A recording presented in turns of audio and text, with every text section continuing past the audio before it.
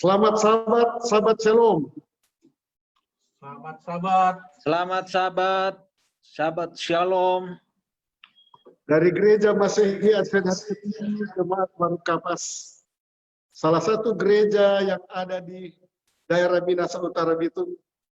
Kami menyapa saudara dengan salam sejahtera di dalam Tuhan kita, Yesus Kristus. Selamat hari sahabat. Kita bersyukur kepadanya karena di hari ini, baru kali ini barangkali dalam sejarah atau bagi saya pribadi, di mana boleh melayani dua gereja dalam satu saat. Ini oleh karena kemajuan teknologi di zaman kita. Kalau Daniel hidup di zaman ini barangkali dia akan kaget. Tapi kalau ia ingat kata-kata yang tuntunan Roh Kudus kepadanya, pengetahuan ditambahkan, maka tentu ia tidak akan kaget. Ya. Oleh karena walaupun kita memiliki jarak yang jauh, tapi dapat dihubungkan dengan media komunikasi. Gereja Masehi Adventist ke-7 Jemaat Baru Kapas adalah salah satu gereja di daerah Minahasa Utara Bitung. 123 jemaat di daerah Minahasa Utara Bitung yang Tuhan percayakan untuk kami layani. Inilah daerah di mana kampus Universitas Kerabat berada. Jadi sahabat-sahabatku, saudara seiman, umat Tuhan yang sangat Yesus kasih di Jemaat Pulau Mas, terimalah salam sejahtera dari Tuhan kita Yesus Kristus, dari anggota Gereja Masehi Adventist ke-7 di Jemaat Baru Kapas. Boleh angkat tangannya? Jemaat Baru Kapas, saudara boleh lihat. Ya. Jemaat Baru Kapas di Kecamatan Dimembe, kurang lebih 20 km dari kota Manado. Sekali lagi kita puji Tuhan untuk kesempatan yang indah yang Tuhan anugerahkan. Terima kasih kepada pimpinan-pimpinan gereja, pimpinan jemaat di Pulau Mas. Terima kasih kepada hamba Tuhan, pendeta yang melayani jemaat Pulau Mas. Dan terima kasih kepada anak kami ini juga, Saudara Dr. Joni Laguncia. Sebab ialah yang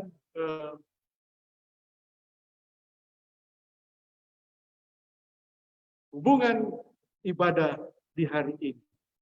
Kita memiliki iman yang sama. Kita memiliki kerinduan yang sama. Kita memiliki harapan yang sama. Yaitu datangnya Tuhan kedua kali. Kita juga menikmati situasi yang sama. Apa situasi yang sama? Yaitu COVID-19. Kalau di Jakarta merasakan, kami juga di sini merasakan. Saya harus melepas masker ini supaya berbicara dengan lebih baik. Dan di mimbar ini tidak ada orang lagi. Kecuali kelompok yang kedua yang datang berbakti di gereja ini.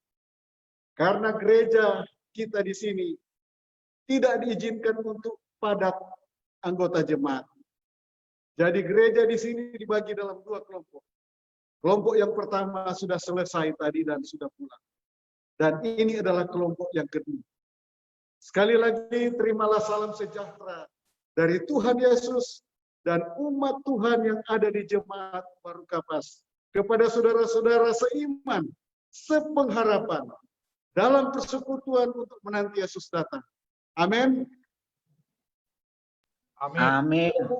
Ini saya suka untuk mengkhotbahkan 7 pekabaran yang disampaikan oleh Tuhan kita Yesus Kristus dalam Yohanes pasal 15 ayat pertama hingga yang ke-8. Saya memiliki pengalaman, saudara. Saya memiliki pengalaman ataupun kesan tersendiri. Setelah kurang lebih 4 atau 5 bulan ini, kita dilanda dengan ketakutan, kita dilanda dengan kecemasan, kita dilanda dengan perasaan yang tidak enak karena COVID-19 yang melanda dunia ini. Dan nampaknya COVID-19 ini lebih cepat populer daripada Yesus. Hanya kurun waktu 5 bulan, langsung menyebar sampai ke seluruh dunia. Ini luar biasa ini COVID-19. COVID-19 ini lebih cepat populer daripada Sabat. Yang menjadi pengingat tentang Yesus sebagai pencipta dan juru selamat. Maka dengan demikian, sejak dari hari Senin yang lalu, ataupun beberapa bulan terakhir ini, saya suka untuk mengekspos pesan-pesan Yesus yang terakhir. Sabat yang lalu ketika berkhotbah di Media Center Universitas Kelabat, ada 7 pekabaran juga dari pesan Yesus dalam Yohanes 14 ayat 1 hingga 3. Yang saya baca, saya renungkan, dan saya pikir itu sangat cocok dengan situasi kita di zaman ini. Pesan Yesus ini untuk saat ini, saya kutip di dalam Yohanes pasal 15, ayat yang pertama hingga yang ke-8. Bagaimana konteks ketika pesan Yesus ini disampaikan? Ya. Kita perlu mempelajari konteksnya. Latar belakang konteksnya adalah situasi ketika itu murid-muridnya baru saja menyelesaikan upacara perjamuan. Bila mana kita melihat lukisannya, di sini masih ada 12 rasul, 12 murid. Tetapi sebenarnya yang tersisa tinggal 11.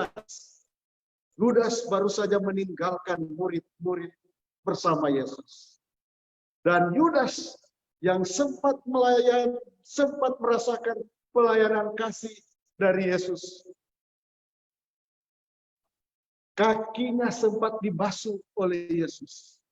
Tapi pikirannya tidak dikontrol, mengizinkan kakinya untuk pergi dan khianati Yesus. Tangan yang pernah menerima, yang baru saja beberapa saat menerima roti dan anggur dari Yesus. Tapi Yudas, dalam suasana perjamuan itu, Yudas dirasuk setan. Saudaraku, ini adalah suatu peristiwa yang sangat kontradiksi. Dalam mengikuti perjamuan, tapi kalau kita baca tulisan Yohanes, Yudas dirasuki setan. Ini memberikan kepada kita amarah. Perlu konsentrasi di dalam ibadah. Sehingga jangan dalam ibadah, pikiran kita dirasuk oleh siapa? Oleh setan. Tuhan Yesus sangat mencemaskan murid-muridnya. Di mana 2-3 jam ke depan, mereka akan dicobai. Dan situasi itu akan mengguncang mereka. Sehingga akan ada di antara mereka yang khianati Tuhannya.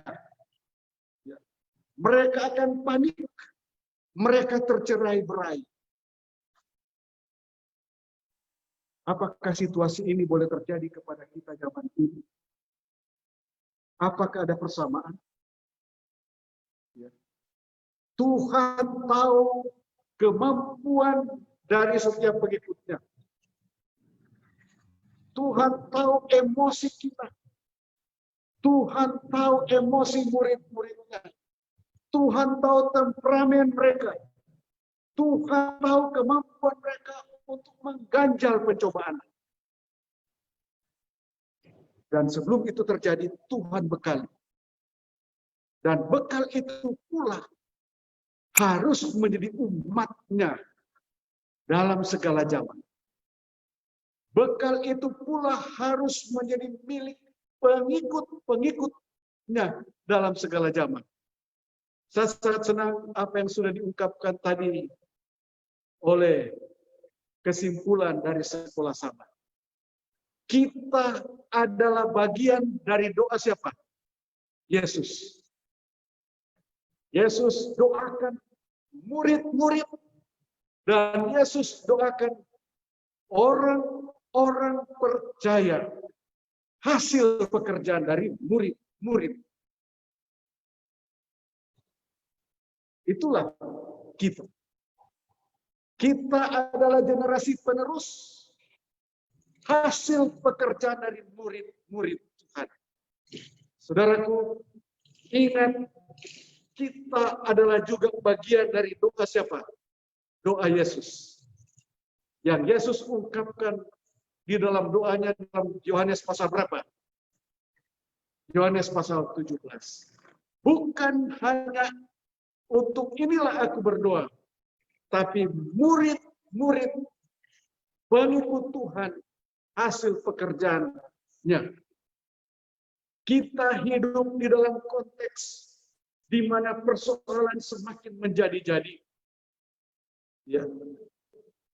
Virus corona, pemanasan global, bencana alam, dan berbagai-bagai pencobaan yang siap melanda, siap mengguncang iman kita. Iblis ada di dunia ini. Kita Wahyu menggambarkan naiklah mara naga akan perempuan, yaitu jemaat, dan dia akan pergi.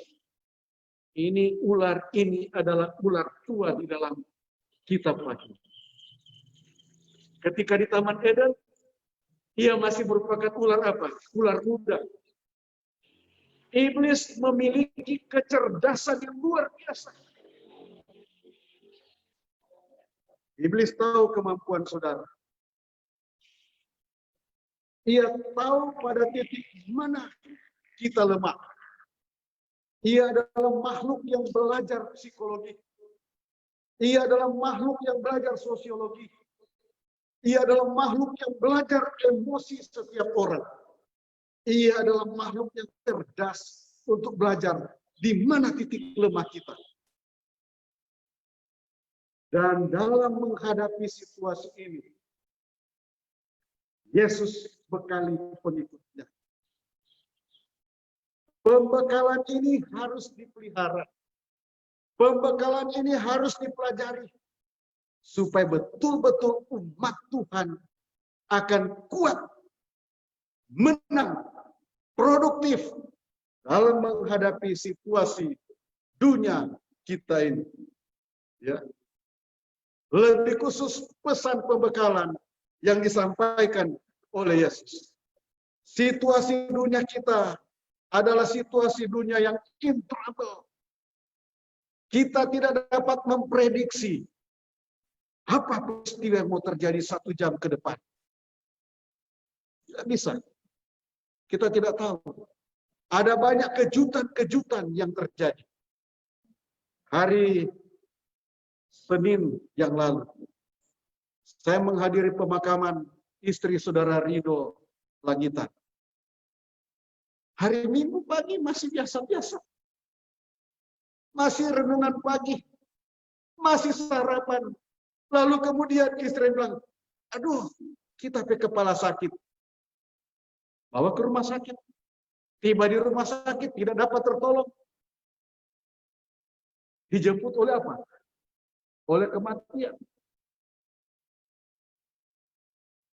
Inilah situasi yang kita alami sekarang. Iblis belajar di mana titik lemah kita. Dan Tuhan bekali agar umatnya menjadi umat yang penuh kuasa. Mampu untuk menghadapi situasi dunia kita sekarang. Situasi pencobaan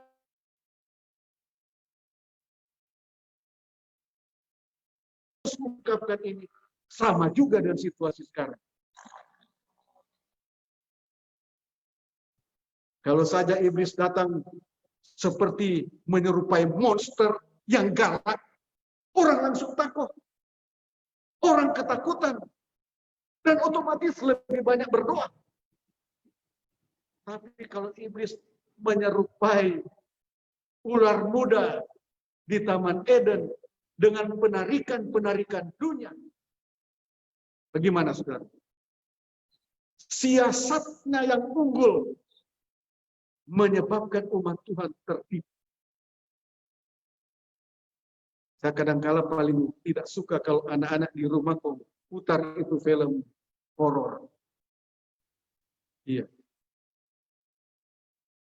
Saya pelan-pelan matikan itu suara. Nonton saja tanpa suara. Gabungan antara audio dan visual ini menyebabkan merangsang pikiran dan kita bisa jatuh. Tuhan bekali umatnya untuk mampu bertahan dalam menghadapi situasi sekarang. Dan metafor yang Tuhan gunakan adalah seperti pohon anggur yang hidup, yang subur, yang berbuah. Pohon anggur yang sehat, yang hidup, yang subur, yang kuat, dan berbuah. Saudara lihat di sini ada dua jenis pohon anggur. Yang satu kerdil, setelah cari cuma dapat dua buah. Tapi yang lain betul-betul subur dan berbuah.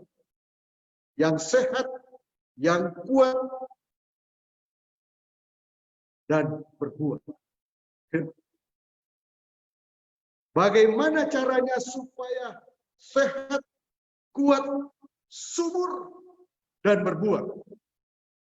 Inilah metafor yang Tuhan pakai sebagai sumber kekuatan bagi umat Tuhan.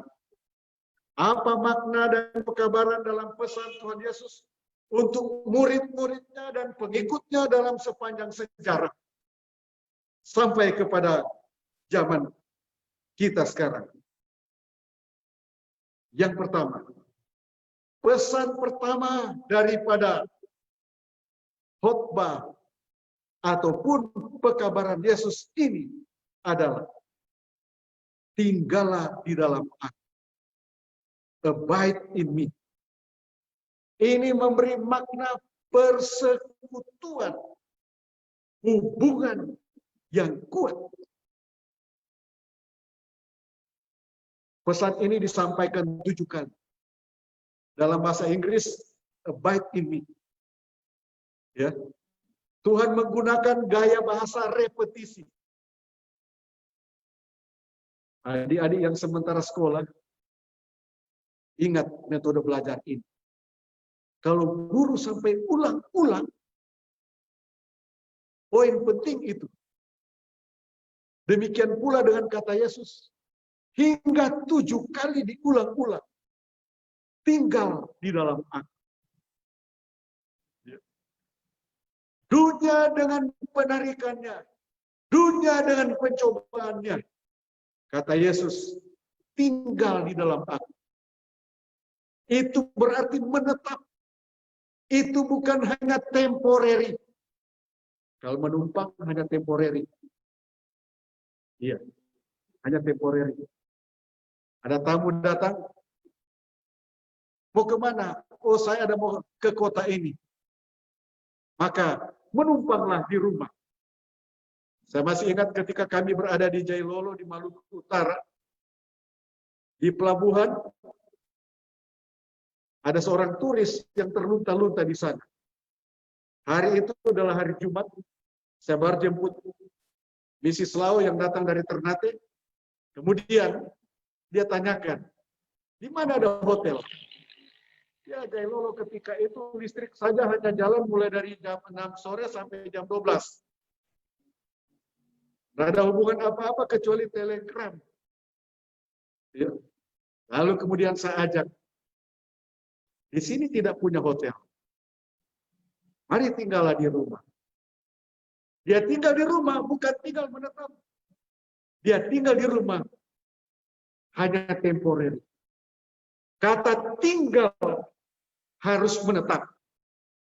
Ya. Harus tetap bersama dalam hubungan dengan Yesus.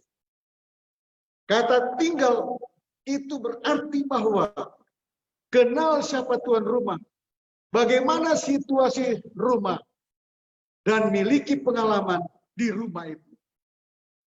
Itulah maksudnya tinggal. Bukan hanya menginap. Tinggal itu berarti menetap. Kata Yesus, abide in me. Ini memberi makna persekutuan yang terus-menerus. Baru ada hubungan yang kuat. Pesan ini disampaikan 7 kali. Ini memberi makna setiap miliki hubungan yang kuat. Menetap. Penelitian bagi anggota gereja Masehi Advent ke-7 sekarang, baca Alkitab sangat di bawah. Berdoa sangat di bawah. Renungan pagi sangat di bawah. Saya ingat kata dari pendeta Lubis, barangkali kurang 30% anggota jemaat berdoa. 37 atau 40%. Ya. Bagaimana kita miliki hubungan dengan Tuhan kalau berdoa saja 40%? Bagaimana kita baca Alkitab kalau kurang 40% umat Tuhan baca Alkitab? Sudah disediakan materi sekolah sahabat. Sudah disediakan renungan pagi. Tinggal berarti betul-betul menetap. Akan kuat sebab memiliki pengalaman dengan Tuhan. Yang kedua adalah tinggal ini akan memiliki hubungan yang hidup. Karena datang dari sumber yang hidup. Merasakan apa yang dikehendaki oleh Ia yang memanggil tinggal. Yesus. Orang yang tinggal di dalam Yesus akan hidup. Bukan mati. Rohaninya akan hidup.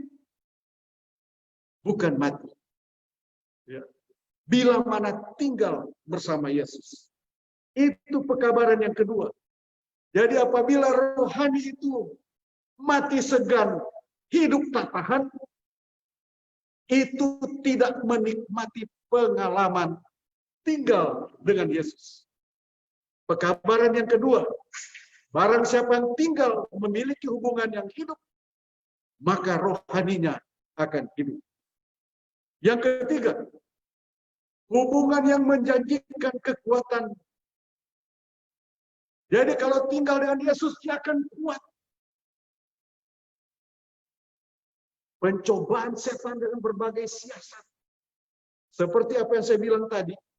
Kalau ini iblis, dia mencobai dengan cara binatang yang galak, monster. Oh, orang akan berdoa. Tapi kalau dia pakai metode ular muda di Taman Eden, apakah kita mampu? Secara perlahan dia tuntun kita keluar. Ya. Dunia dengan berbagai penarikannya. Secara perlahan kita dituntun keluar. Secara perlahan kita dipisahkan. Kata Yesus, di luar aku kamu tidak dapat berbuat apa-apa. Kesibukan menjadi umat Tuhan bukan menjadi ukuran. Ada orang sibuk atas nama Tuhan, tapi Tuhan tidak sibuk dalam dirinya.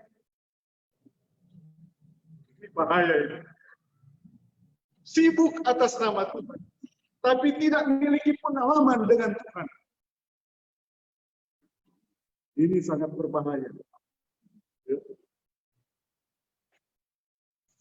Kita upayakan supaya ketika kita tinggal dalam Tuhan, maka kita sibuk karena motivasi dari si pemilik rumah. Kita merasakan pengalaman dengannya. Inilah sumber motivasi yang paling utama. Amin. Ya. Saya paling takut kalau ada pembangunan gereja. Sebab apa yang terjadi? Sibuk atas nama pembangunan, akan cari kesempatan. Itu berbahaya. Sibuk atas nama KKR, tapi cari untung. Sibuk atas nama pelatihan ini, pelatihan itu, tapi berapa yang masuk kita pundak kantong? Saudaraku, sekali lagi, motivasi yang paling benar dalam pekerjaan Tuhan adalah bila mana kita sudah memiliki pengalaman dengan Tuhan. Ada banyak kegiatan yang berbahaya karena atas nama Tuhan. Tidak memiliki pengalaman dengan Tuhan. Tinggal dengan Tuhan, pekabaran yang keempat adalah hubungan yang produktif. Tidak terasa kita di dalam Tuhan yang produktif. Dalam pendidikan jiwa, dalam kegiatan apa saja, kita menjadi alat Tuhan yang produktif, menghasilkan buah. Memang ada pohon yang kita tidak butuh buahnya. Contohnya pohon cempaka, pohon jati. Apa kita butuh? Itu batangnya. Tapi ilustrasi ini betul-betul ilustrasi yang menggambarkan yang dibutuhkan buah, bukan daun. Yang dibutuhkan buah. Salah satu sumber gizi untuk kebutuhan rohani, untuk kebutuhan jasmani, ya. Menjadi alat Tuhan yang produktif. Hubungan yang menghasilkan umatnya menjadi umat yang produktif. Di tengah-tengah situasi dunia yang semakin berbahaya ini. Umat yang produktif tinggal dengan Tuhan. Yang keempat, yang kelima, pekabaran ini memberikan kepada kita hubungan yang melatih disiplin. Tinggal dengan Tuhan, otomatis kita akan berupaya agar gaya hidup kita disesuaikan gaya hidup Tuhan. Melatih disiplin. Melatih untuk kita jadi murid. Memuridkan kita. Barang siapa tidak tinggal di dalam aku, ia dibuang keluar. Seperti ranting yang menjadi kering. Sangat disesalkan apabila ini terjadi. Itulah sebabnya Tuhan Yesus sudah amarkan. Ya. Bila mana kita tinggal dengannya, maka itu melatih kita didisiplin. Bagaimana menjadi murid? Disiplin ini dalam bahasa Inggris disciple. Kita menjadi murid. Murid Tuhan. Bila mana kita tinggal dengan Tuhan. Yang keenam, ini menghasilkan hubungan persekutuan yang mudah dipelihara. Ini menghasilkan persekutuan. Ini menghasilkan hubungan yang mudah dipelihara. Apa sebab? Kita merindukan untuk belajar Alkitab.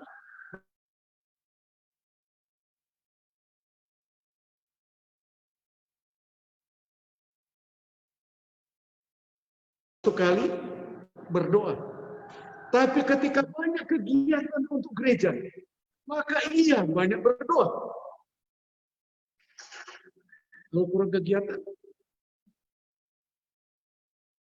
saudaraku, melatih hubungan dalam persekutuan yang mudah dipelihara. Baca firman.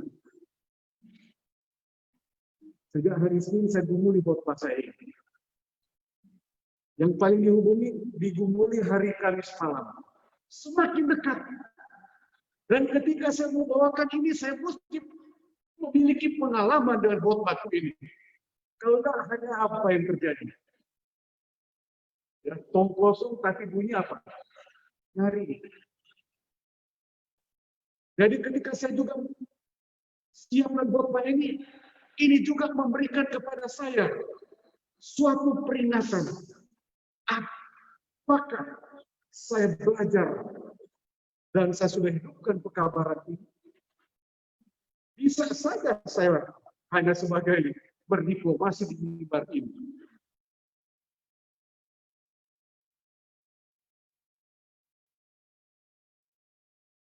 Untuk di sumber nasihat, firman-Nya untuk taruh di hati. Saudaraku, ada 3 rahasia pertumbuhan bagi umat Tuhan.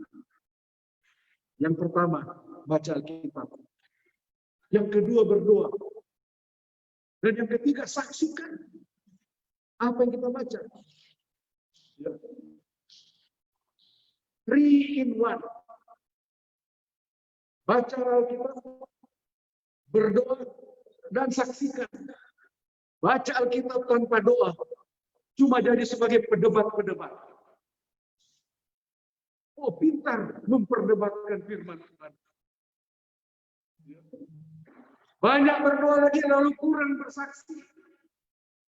Nanti seolah-olah kita hanya sama dengan orang yang pergi di kuil-kuil. Buat apa di sana? Kenapa orang ke kuil buat apa? Ya. Cuma datang ke kuil terus sebagai peteduh di sana. Tuhan tidak menghendaki umat yang demikian.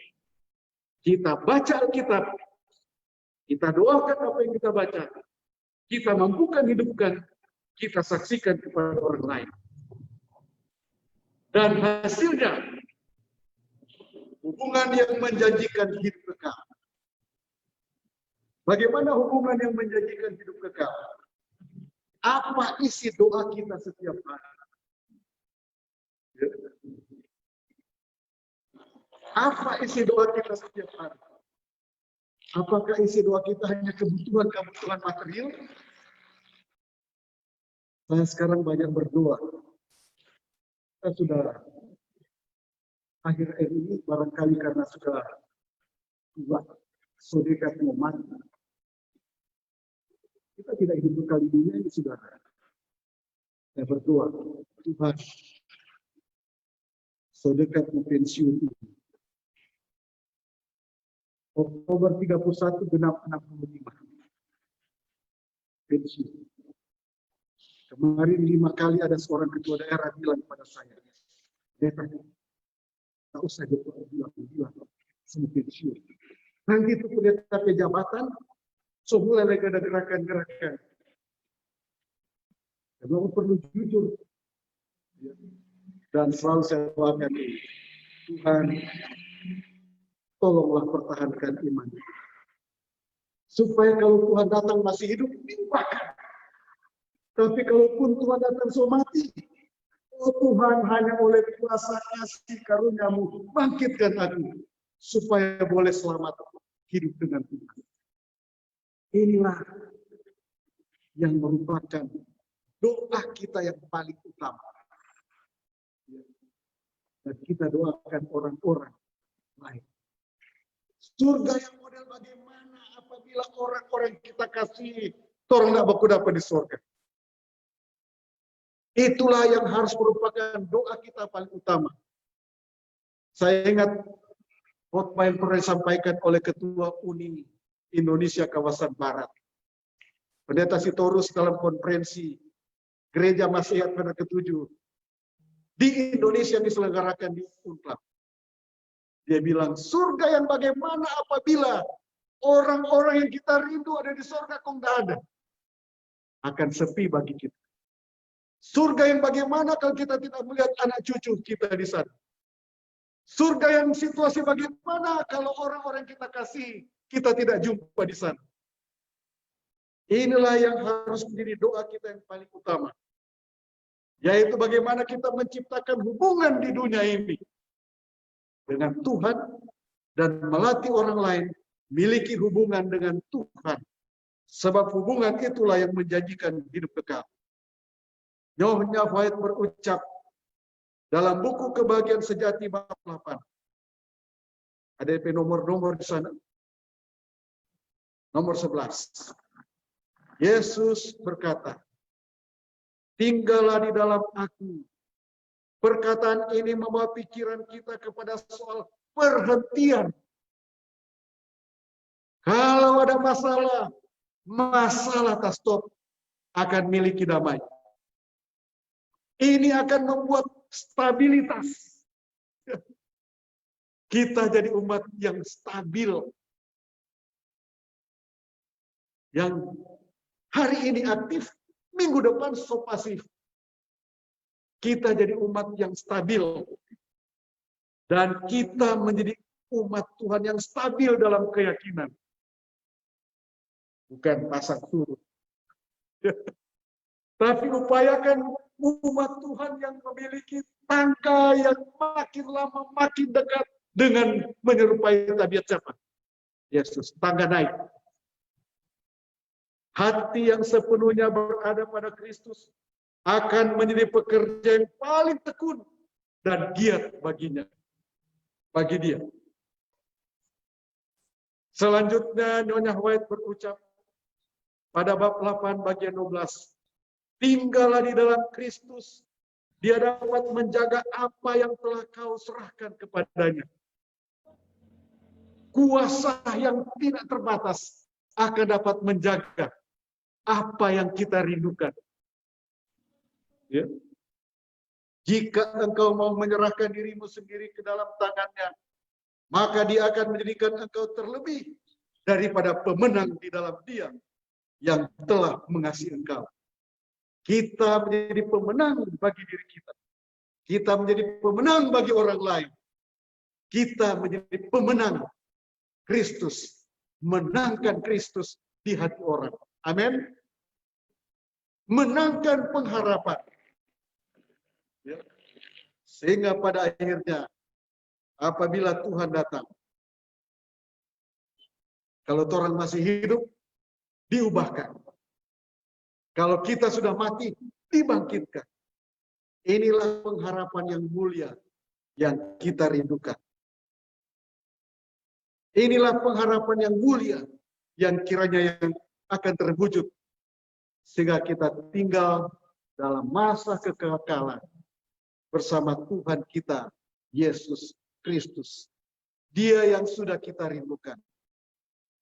Kiranya 7 pesan firman dari Yesus ini akan membekali kita, jemaat Tuhan di Waru Kapas, jemaat Tuhan di Pulau Mas.